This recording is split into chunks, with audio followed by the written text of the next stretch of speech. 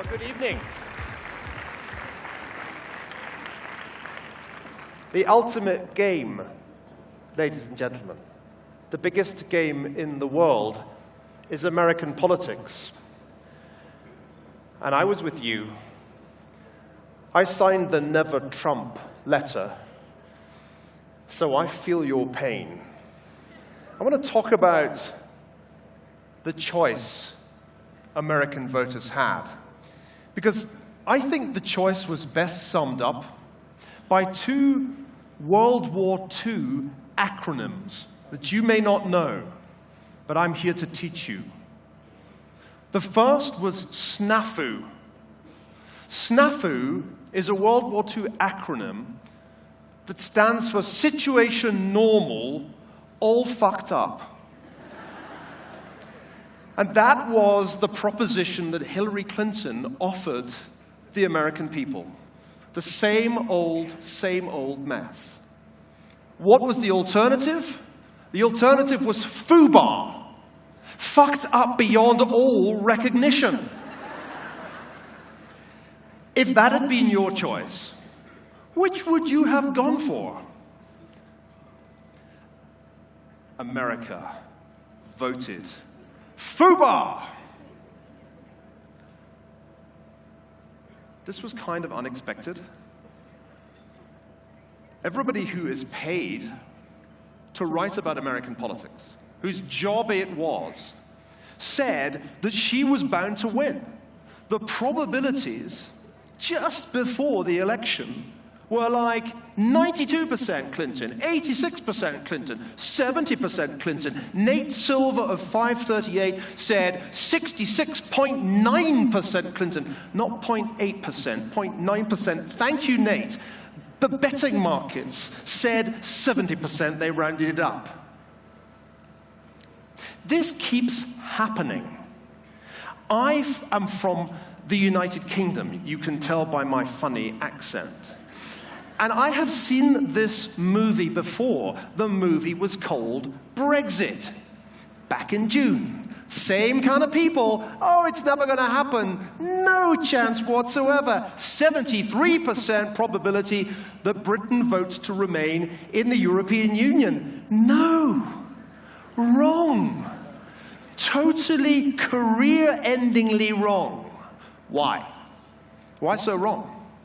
The answer is that people who live in elite bubbles from London to New York just couldn't help making fun of Boris Johnson and Donald Trump. And you know, I have to admit that I did a little bit of this myself. I had a little bit of fun at their expense.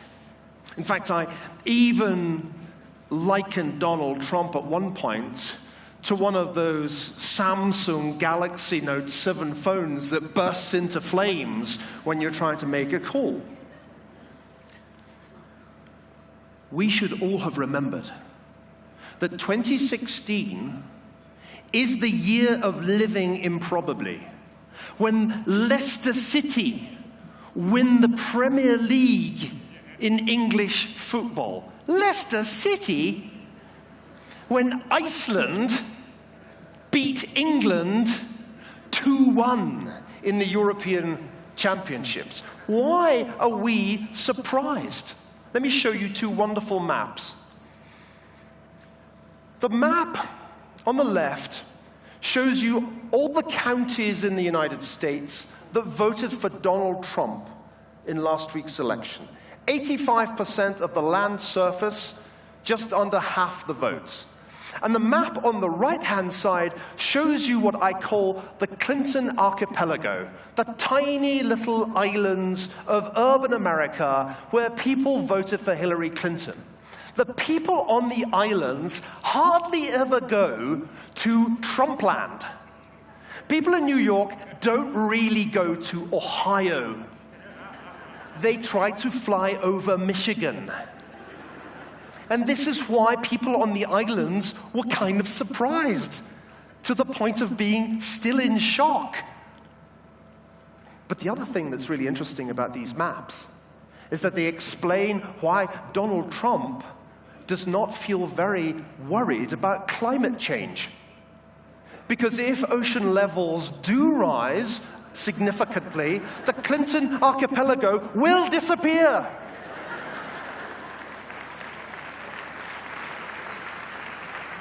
I mean, climate change, bring it on. This is no laughing matter, ladies and gentlemen. I've made you laugh, and now I'm going to make you feel very much less cheerful. This is serious.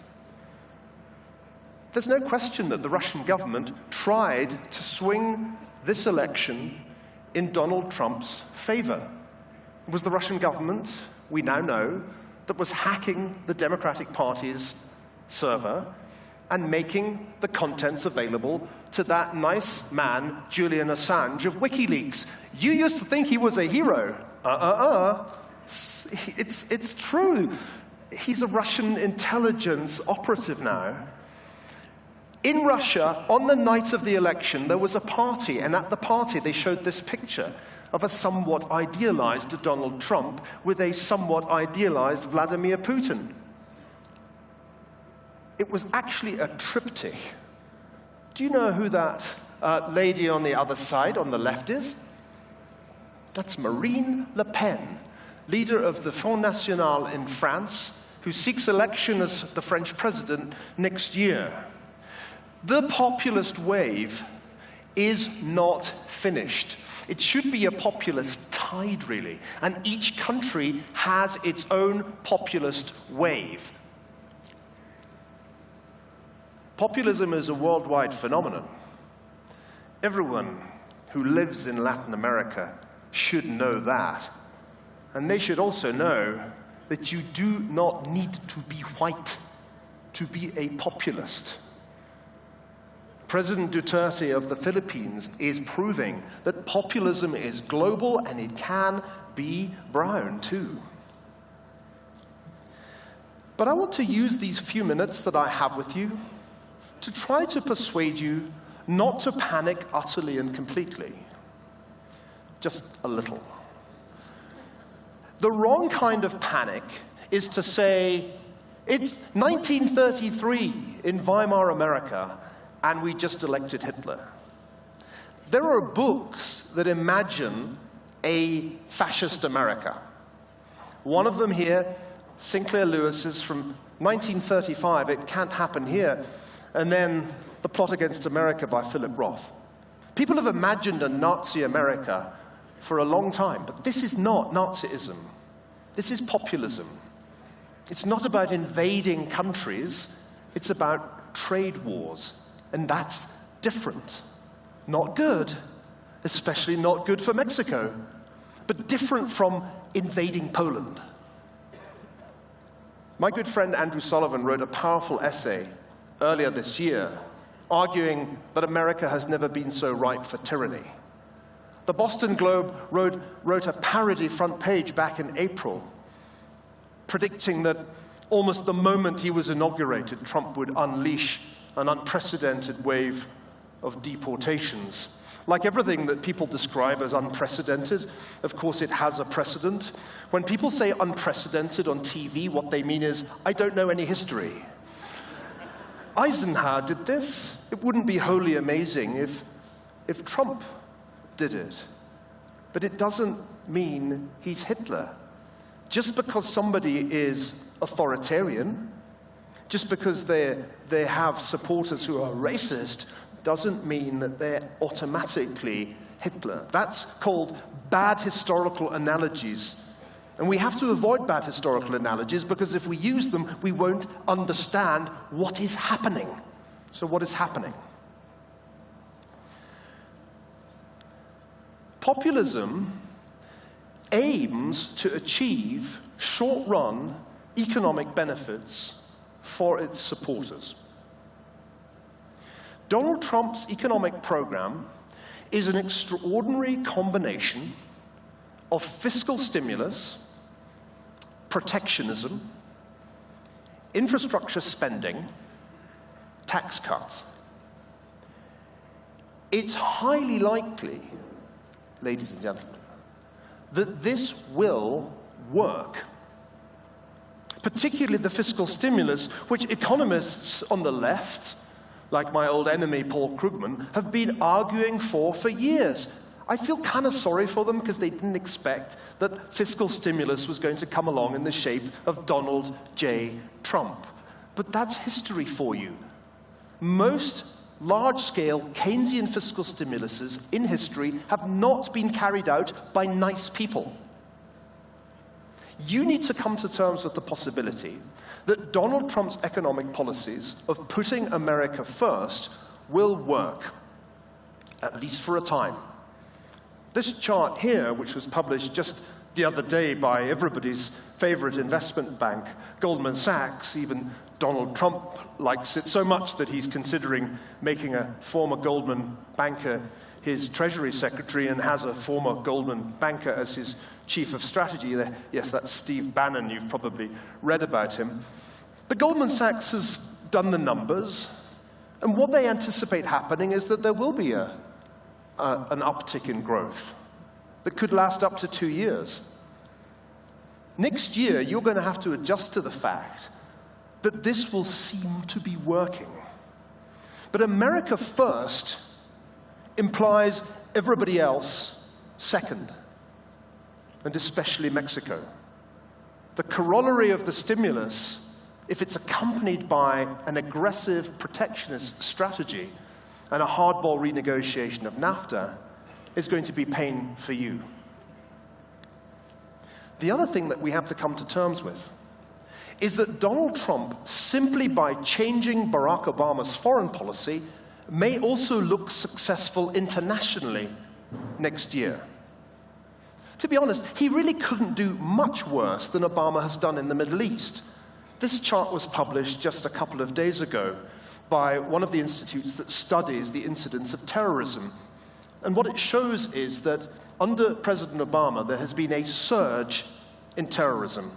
The most violent year in recorded history for terrorist deaths was 2014, and the second most violent was 2015. And no doubt 2016 will be up there with them when they run the numbers.